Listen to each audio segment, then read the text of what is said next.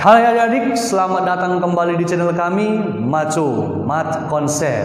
Nah, di video kali ini kita akan membahas TPS khusus tentang sudut. Nah, perlu abang ingatkan sudut ini, materi sudut ini keluar di UTBK tahun lalu. Jadi abang harapkan kalian tonton video ini sampai habis supaya kalian paham. Namun bagi kamu-kamu yang belum menonton video kami sebelumnya, silakan ditonton supaya nanti untuk menjawab TPS soal TPS di UTBK tahun 2020 itu semakin oke gitu ya, semakin lancar. Nah, jadi jangan lupa like, share dan subscribe video kami ya. Oke, supaya makin oke, kita mulai saja langsung pertanyaan nomor 1. Kita baca sama-sama ya. Perhatikan gambar berikut. Nah, di sini diberitahu segitiga ABC dengan sudut masing-masing X, Y, Z, ya. Lalu katanya untuk menentukan besar sudut Z, diberikan dua pernyataan. Nah, pernyataan pertama 5AB sama dengan 4BC sama dengan 3AC. Itu pernyataan pertama. Lalu pernyataan kedua, sudut Y, besar sudut Y ditambah besar sudut X itu sama dengan 117. Lalu katanya putuskan pernyataan 1 dan 2 berikut untuk cukup untuk menjawab pertanyaan tersebut. Ya, oke, kita lihat dulu pilihan-pilihannya ya. Katanya pernyataan satu saja cukup, ya. Tapi pernyataan 2 saja tidak cukup. Artinya kalau kita pakai ini saja untuk menjawab soal di atas, udah bisa gitu maksudnya. Tapi 2 ini aja itu nggak bisa, nggak cukup gitu maksudnya ya. Itu maksud pilihan nomor 1. Pilihan nomor 2 sebaliknya, pernyataan 2 saja cukup, pernyataan 1 saja tidak cukup. Itu sebaliknya gitu ya. Nah, pernyataan yang C, pilihan yang C katanya 2 pernyataan cukup tapi 1 saja tidak cukup. Jadi harus dua-dua pernyataan di atas kita pakai untuk menjawab soal, untuk mencari Z baru cukup gitu maksudnya. 1 saja nggak cukup, harus dua-dua ya. Lalu pilihan yang D, pernyataan 1 saja cukup, pernyataan 2 saja pun cukup. Maksudnya 1 saja diberikan cukup untuk mencari nilai Z. Pernyataan 1 saja, pernyataan 2 saja diberikan pun cukup untuk menjawab berapa besar sudut Z. Nah, kalau untuk yang E, dua pernyataan di atas tidak cukup. Artinya kedua pernyataan ini kita gunakan untuk menentukan besar sudut Z, itu nggak bisa juga. Katanya itu maksud dari pilihan yang E. Paham ya soalnya ya? Nah, langsung kita jawab. Kalau misalkan kita bermain di segitiga, kita tahu kalau misalkan cerita sudut ya, kalau cerita sudut kita tahu bahwa besar sudut pada segitiga jumlahnya semua ini adalah 180 derajat. Artinya boleh kita tuliskan besar sudut X ditambah dengan besar sudut Y ditambah besar sudut Z itu sama dengan 180 derajat gitu ya. Nah, dari sini langsung kelihatan katanya di pernyataan 2 Y tambah X 117. Artinya kalau kita gantikan nanti besar sudut Y tambah X ini 117, pasti besar sudut Z dapat gitu ya. Nah, dari sini bisa langsung kita simpulkan untuk sementara bahwa pernyataan 2 saja sudah cukup untuk menentukan besar sudut Z. Paham ya? Nah, untuk pernyataan yang pertama, nah kita lihat di sini perbandingan sisi-sisinya. Perbandingan sisi pada segitiga diketahui 5AB, ini maksudnya ya, sama dengan 4BC, sama dengan 3AC gitu ya. Nah, anggap saja perwakilan perbandingan besar sudut X itu adalah A. Misalkan dulu ya. Misalkan perwakilan sudut untuk mewakili besar sudut ini, perbandingannya maksudnya itu A, baru perwakilannya ini misalkan B, nah ini C, itu ada masalah ya. Itu maksudnya perwakilan perbandingannya ya, perbandingan sudutnya. Oke. Nah, kalau ini perbandingan sisi yang diketahui, kita tahu bahwa semakin panjang sisinya, maka sudut yang di depannya pun semakin besar. Kalau semakin pendek sisi yang di depan sudutnya, maka sudut yang di depannya pun semakin kecil. Artinya dia berbanding lurus. Semakin besar sisi, maka sudut yang di depannya semakin besar. Kira-kira seperti itu. Nah, berarti bisa saja sah-sah saja langsung C ini mewakili besar sudut Y nantinya. Bisa ya? Itu mewakili perbandingannya. Nah, jadi untuk ini kita kan bisa langsung gunakan rumus perbandingan. Artinya untuk menentukan besar sudut Z itu sama dengan, nah perbandingan untuk Z itu kan B gitu ya. B yang pasti B ini nanti pastinya angka gitu. Kenapa? Karena perbandingan sisinya diketahui gitu ya. Nah, berarti di bawahnya jumlahkan semua perbandingan sudutnya. Berarti di sini bisa kita buat A tambah B tambah C dikali sudut total 180 derajat gitu ya. Nah, seperti yang kita bilang tadi, seperti yang kita katakan, B itu nanti angka, ya kan? Berarti A tambah B tambah C pun angka juga. Kalau kita operasikan nanti ini pasti dapatnya angka juga. Artinya kita bisa tahu berapa besar sudut Z dari pernyataan ini gitu ya. Nah, berarti bisa langsung kita simpulkan pernyataan satu saja pun cukup untuk menjawab berapa besar sudut Z. Artinya dari pilihan ini yang kita pilih adalah D. Gitu ya. Nah, artinya satu saja cukup, dua saja pun cukup juga. Kira-kira seperti itu. Kita lanjut soal nomor 2. Perhatikan gambar berikut. Nah, ini bisa kalian lihat dulu gambarnya, perhatikan atau pause nanti video ini gitu ya. Nah, lalu kita baca, manakah pernyataan berikut yang sesuai dengan gambar segitiga di atas? Nah, kalau misalkan kita perhatikan gambar kita di atas, ada beberapa variabel untuk sudutnya, yaitu apa? X, Y, dan Z gitu. X, Y, dan Z. Maka kalau kita lihat pernyataan, 4 pernyataan yang diberitahu itu kan dalam variabel X, Y, dan Z, ya kan? Kita harus disuruh menentukan mana dari keempat pernyataan ini yang benar. Jadi untuk menentukan mana yang benar, kita harus menentukan masing-masing berapa nilainya dulu, berapa besarnya dulu, gitu ya. Nah, berarti kita harus hitung satu-satu. Coba perhatikan, untuk sudut yang ini berpelurus, harusnya 180. Yang ini saja sudah 40 gitu ya. Berarti yang ini harus 140 supaya nanti kalau dijumlahkan ke sini betul-betul 180. Maka dari sini bisa kita katakan 7x sama dengan 140. Berarti kita bisa langsung memperoleh nilai x, ya kan? Besar sudut x itu adalah 140 dibagi 7 gitu ya. Yang nilainya 20 derajat. Sampai sini paham ya? Oke, S-nya sudah dapat. Nah, sekarang perhatikan besar sudut yang ini ya dengan sudut yang ini itu saling berseberangan dalam gitu ya. Hubungannya saling berseberangan dalam. Artinya kalau yang ini 40, yang ini juga 40 derajat. Paham ya? Oke. Nah, kalian lihat yang ini juga saling berpelurus loh. Saling berpelurus sama seperti yang di bawah tadi. Artinya jumlah sudutnya nanti harus 180. Maka nanti di sini apa? Kita jumlahkan ketiga sudutnya. 180 ditambah 40 itu sudah 120. Maka supaya 180 tinggal kita tambah 60. Maksudnya 2Y itu harus bernilai 60 gitu ya. Supaya jumlah ketiga sudutnya itu 180 ya. Berarti dari sini sudah kita peroleh besar sudut Y ya kan sama dengan 30 derajat. Oke, sampai sini paham ya? Nah, lalu untuk mencari Z, kita lihat sudut yang ini ya. Ini saling berseberangan dalam dengan sudut 80. Ya, berarti 4Z ini berseberangan dalam dengan sudut 80. Artinya sudut berseberangan dalam berarti sama. Berarti boleh kita tulis persamaan 4Z itu sama dengan 80 derajat. Langsung ya kan? Maka nanti di sini Z kita peroleh sama dengan 80 dibagi 4 itu 20 derajat. Nah, selesai. Kita sudah punya nilai masing-masing X, Y, dan Z. Maka tinggal kita masuk ke pernyataannya. Nah, kita lihat yang pernyataan 1. Katanya Y tambah Z harus sama dengan X ditambah 10. Y tambah Z berarti 30 ditambah 20. Hasilnya 50. Harusnya sama dengan X 20 tambah 10 30. Loh, ini 50, ini 30 gitu ya. Berarti salah pernyataannya. Maka pernyataan yang pertama ini salah. Ya, masuk ke pernyataan 2. Jumlah ketiga sudutnya harus 70. Betul nggak? Kita jumlahkan.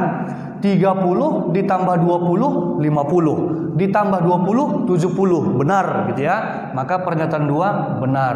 Nah, pernyataan 3, Y tambah Z dikurang X harus 20. Kita coba. Y tambah Z, Y-nya 30, Z-nya 20 ditambahkan 50 dikurang X dikurang 20 30. Loh, katanya 20. berarti salah. Ya, berarti pernyataan 3 salah. Lalu X ditambah Z katanya 40. Benar nggak? X 20 ditambah Z 20, 40. Oh, benar. Berarti yang benar adalah pernyataan 2 dan pernyataan 4. Maka pilihannya adalah C. Oke. Itu ya. Nah, kita lanjut nomor 3. Kita baca dulu sama-sama ya. Perhatikan gambar. Nah, ini gambarnya ya. Nanti di sini kalian perhatikan dulu, boleh kalian pause dulu. Oke, kalau udah mantap, kita baca lanjut. Untuk menentukan besar selisih, ingat ya, kita disuruh menentukan selisih sudut DCF dengan EBC. Ya, putuskan apakah pernyataan 1 dan 2 cukup untuk menjawab pertanyaan di atas, gitu ya. Sementara pernyataan 1 diketahui sudut BAD 82 derajat, pernyataan kedua sudut ADC 87 derajat, gitu ya. Nah, pilihannya sama seperti pertanyaan nomor 1 tadi. Jadi kalau misalkan kalian belum paham, kalian boleh ulangi lagi, ya. Oke, kita masuk langsung ke pertanyaan. Kalau ditanya besar selisih sudut DCF dengan EBC, maka kedua sudutnya harus diberitahu supaya kita bisa mencari selisihnya. Nah, kita mulai. Coba kita ambil pernyataan yang pertama dulu, ya. Diberitahu bahwa sudut BAD itu 82 derajat. BAD berarti sudutnya ada di sini, 82 derajat, gitu ya. Nah, coba kita perhatikan segi 4 ABCD. Segi 4 tersebut sudutnya menyentuh lingkaran, artinya ada segi 4 di dalam lingkaran. Nah, perhatikan ya. Jika ada segi 4 di dalam lingkaran, maka jumlah sudut yang saling berhadapan ya. Jumlah sudut yang saling berhadapan itu harus 180 derajat. Ya, oke, berarti sudut A dengan sudut C itu kan saling berhadapan. Maka besar sudut A ditambah besar sudut C harus 180 derajat. B dengan D juga demikian, gitu ya. Nah, kalau misalkan jumlah besar sudut A dengan besar sudut C 180 derajat, maka jika sudut A 82 supaya 180, maka besar sudut C di sini haruslah 98 derajat. Paham ya? Oke, supaya jumlahnya 180 derajat. Nah, kita lihat ini saling berpelurus. Harus 180. Karena ini saja sudah 98 derajat, maka ini harus juga 82 derajat. Paham ya? Maka kita sudah memperoleh besar sudut DCF. Oke, salah satu sudah ketemu, gitu ya, DCF. Nah, masalahnya kita disuruh mencari selisih, berarti harus dua-dua kita bilang tadi kan. Sementara ini belum diperoleh. Jika hanya ini yang diberitahu, kita hanya memperoleh DCF. Berarti bisa kita simpulkan bahwa jika hanya diberikan pernyataan 1, pertanyaan di atas belum bisa dijawab, gitu ya. Nah, kita masuk ke pernyataan yang kedua. Diberitahu bahwa sudut ADC 87 derajat, berhadapan dengan ABC. Maka jumlahnya harus 180, maka ini harus 93 derajat. Paham ya? Nah, ini juga saling berpelurus. Berarti supaya 180, maka di sini harus 87 derajat. Nah, sudah ketemu sudut EBC ya. EBC sudah ketemu 87 derajat. Berarti sudah boleh kita temukan nanti selisih antara sudut DCF dengan EBC. Artinya apa?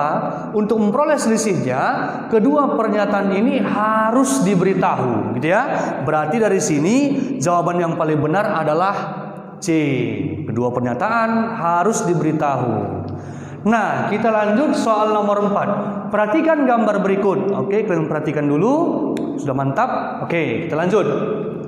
Manakah pernyataan berikut yang sesuai dengan gambar segitiga di samping, gitu ya? Sama seperti nomor 2 tadi, ini pernyataannya diberikan dalam bentuk variabel. Artinya kita harus menentukan masing-masing berapa besar sudut X, Y, dan Z.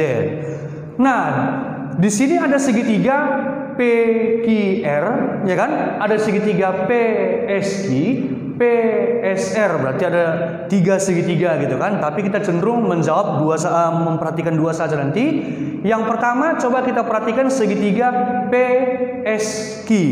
Dari segitiga PSQ di sini ada 2 sudut yang tidak diberitahu. Tapi kita ketahui bahwa jumlah ketiga sudut pada segitiga harusnya 180 gitu ya.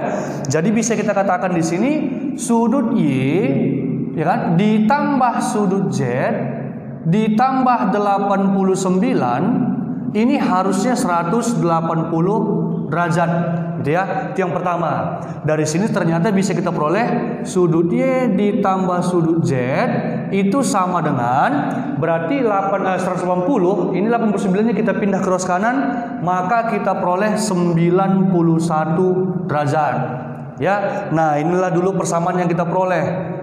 Hanya sampai di sini ya, tidak bisa kita temukan apa-apa lagi selain ini. Nah, itu dari segitiga PSQ. Nah, kita berangkat ke segitiga PSR ya. Nah, di situ kan ada 2 yang belum diketahui, yang ini ya kan dengan yang ini.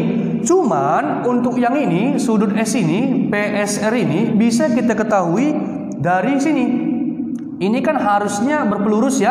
Maka seperti yang kita katakan tadi jumlahnya harus 180 derajat. Supaya 180 derajat sementara ini 89 maka ini harusnya 91 derajat. Oke, sampai sini paham ya? Nah, berarti kalau kita lihat segitiga PSR sudah ada 2 yang diberitahu, maka nanti bisa kita temukan satu yang lain itu. Nah, seperti yang di sana tadi, berarti nanti di sini 48 derajat ditambah 91 derajat ditambah X derajat harus 180 derajat. Ya. Nah, berarti kalau misalkan kita jumlahkan adalah berapa?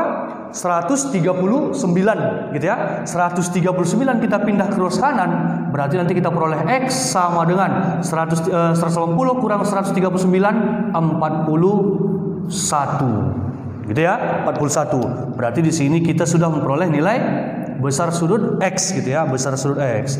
Nah, sekarang kita masuk ke pernyataan ya, Pernyataan kita tidak butuh sebenarnya berapa nilai Y dan Z masing-masing. Kenapa? Karena ternyata di sini langsung saja penjumlahannya. Y tambah Z ya kan? Ini pun Y tambah Z, ini juga Y tambah Z gitu ya. Nah, coba kita lihat. Langsung Y tambah Z ternyata 91 benar ya. Maka pernyataan yang ini benar gitu ya. Baru besar sudut X 41 oke benar gitu ya. Nah, lalu katanya Y tambah Z dikurang X 50. Oke, Y tambah Z tadi 91. Dikurang Z dikurang 41 50. Benar ya? 91 dikurang 41 50 benar. Oke. Jumlah ketiganya X tambah Y tambah Z harus 132. Benar enggak? Berarti X tambah Y tambah Z berarti 41 tambah 91 132. Oh, benar. Oke, berarti semua pernyataan benar. Sehingga jawabannya adalah E, gitu ya. Nah. Oke, kita lanjut soal nomor 5. Kita baca dulu soalnya ya. Diketahui garis M dan N itu saling sejajar gitu ya. Yang ini garis ini sejajar. Dipotong garis K dan L seperti pada gambar gitu ya. Nah, pertanyaannya berapa besar sudut Y? Nah, itu pertanyaannya. Lalu dikasih pernyataan, putuskan apakah pernyataan 1 dan 2 berikut cukup untuk menjawab pertanyaan di atas gitu ya. Pertanyaan tersebut. Pernyataan satunya besar sudut X 100 derajat, pernyataan 2-nya besar sudut Z 135 derajat. Nah, pilihannya sama seperti soal nomor 1 dan nomor 3 kita tadi gitu ya. Nah, kita perhatikan, andaikan kita pakai dulu pernyataan 1, yaitu nilai X yang sama dengan 100 derajat.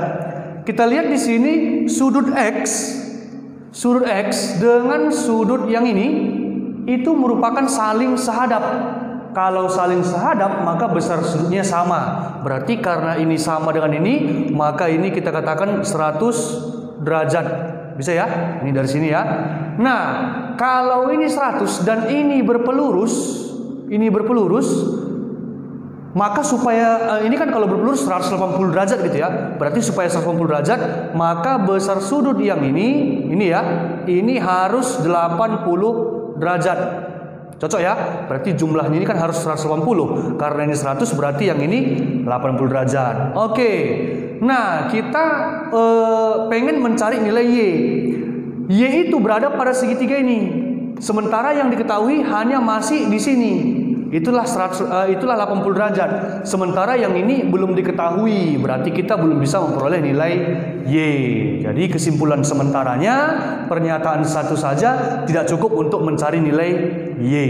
Nah, berikutnya jika kita pakai pernyataan 2, Z yang sama dengan 135 derajat.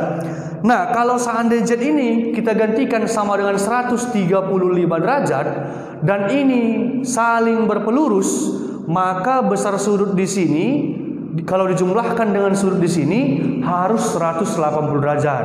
Berarti 135 ditambah berapa supaya 180? Berarti ditambah 45. Oke, itulah besar sudut di sini. Nah, jadi kalau sudah ketemu sudut yang ini dengan sudut yang ini, berarti untuk mencari nilai Y tinggal menjumlahkan ketiga sudutnya, jumlahnya harus 180. Berarti dari situ sudah boleh kita peroleh berapa besar nilai Y. Jadi nggak perlu dihitung ya, kita cukup tahu saja, oh boleh kita hitung. Nah, gitu ya, bisa kita hitung. Nah, berarti artinya apa? Kedua pernyataan ini, pernyataan 1 dan 2 harus dipakai supaya kita peroleh nilai Y. Satu saja tidak bisa, pernyataan 1 saja tidak bisa, pernyataan 2 saja tidak bisa. Ya, maka jawaban yang benar adalah ini ya. Ini tadi pilihannya C gitu ya. Oke, langsung kita silang di situ juga gitu ya. Nah, itulah dia jawaban untuk nomor 5. Kita lanjutkan soal nomor 6. Kita baca dulu ya. Perhatikan gambar di bawah. Nah, di sini ada gambar, bisa kalian perhatikan. Lalu katanya garis AE dan BD berpotongan di C. AE, BD berpotongan di C. Aman. Perhatikan manakah pernyataan berikut yang sesuai dengan gambar di atas gitu ya. Jadi nanti di sini kita suruh ngecek pernyataan. Di sini ada 5 pernyataan ya kan. Nanti kita cek mana yang benar. Nah, kita perhatikan segitiga di atas. Di situ ada 2 segitiga, ABC dengan DCE gitu ya. Nah, lalu katanya pada segitiga yang sebelah kiri AC sama dengan DC ke segitiga sebelah kanan. Nah, itu sama. BC sama dengan EC, itu sama ya kan? Lalu bisa kita lihat kalau sudut yang ini dengan sudut yang ini itu juga sama. Kenapa? Karena saling bertolak belakang. Artinya kalau di sini kita letakkan alfa, maka di sini juga besar sudutnya alfa, ya. Nah, jadi berdasarkan teorema sisi sudut sisi, sudut sisi, ini juga sisi sudut sisi, dan maka kedua segitiga di atas adalah saling kongruen, gitu ya kan? Berarti bisa kita tulis segitiga ABC itu saling kongruen dengan segitiga DCE gitu ya, DCE. Oke, itu saling kongruen. Nah, karena dia saling kongruen, akibatnya besar sudut yang seletak ya kan atau yang bersesuaian itu sama besar. Berarti kalau di sini 36 derajat, karena dia seletak dengan ini, maka di sini juga 36 derajat. Itu ya. Nah, karena di sini 72 derajat, karena seletak dengan yang ini juga 72 derajat. Berarti bisa kita isi di sini 72 derajat gitu ya, besar sudut yang ini ya. Nah, lalu karena di segitiga ABC 2 sudut sudah diberitahu, maka salah satu sudut yang lain bisa kita cari. Kita perhatikan. Berarti sudut A yaitu 36 kita tambah dengan sudut B yaitu 72. Kalau ditambahkan dengan sudut alfa itu jumlahnya harus 180 derajat gitu ya. Nah, 36 tambah 72 itu 108. Kalau kita geser ke ruas kanan, maka 180 kurang 108, jadi alfanya kita peroleh 72 derajat. Kira-kira seperti itu. Ini alfanya 70 derajat. Dan ini juga alfa juga 72 derajat gitu ya. Nah, karena semua sudah kita peroleh, maka kita tinggal memilih mana pernyataan yang benar. Kita cek nomor 1. Segitiga ABC katanya itu kongruen dengan segitiga DEC. Oh, nggak ada masalah ya. Sudah benar tadi ya. Maka ini pernyataan 1 benar. Lalu sudut B 72 derajat. Sudut B 72 derajat. Benar ya. Pernyataan 2 juga benar. Pernyataan 3. Sudut ECD. ECD si alfa 72 derajat harusnya, tapi di sini 84. Oh, berarti salah gitu ya. Pernyataan 4, sudut D 18 derajat, ini sudut D 36 derajat, salah gitu ya. Salah. Nah, terakhir sudut BCA 72. BCA si alfa 72 derajat. Oh, benar. Oke, maka ada 1, 2, 5. Oke, berarti pernyataan 1, 2, dan 5 pernyataannya yang benar. Maka jawabannya adalah C. Oke, sekianlah adik-adik pembahasan kita hari ini gitu ya. Mudah-mudahan bermanfaat bagi kamu-kamu semua. Tapi walaupun kalian masih ada yang belum ngerti, kalian boleh komen atau bertanya di kolom komentar di bawah ya. Nantikan video kami selanjutnya. Jangan lupa ya. Oke, bye-bye.